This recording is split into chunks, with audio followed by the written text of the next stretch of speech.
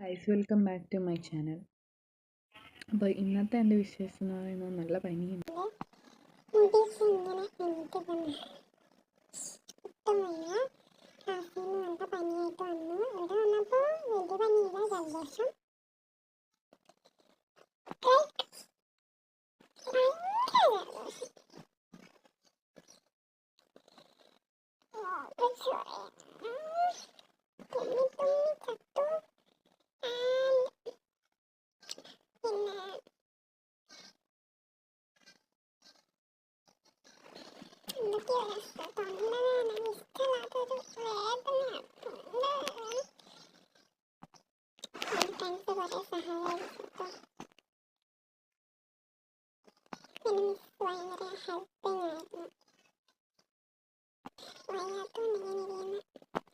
എന്നിട്ട് ചോറ് വെച്ചു, ഹോസ്പിറ്റലിൽ പോയി വന്നു.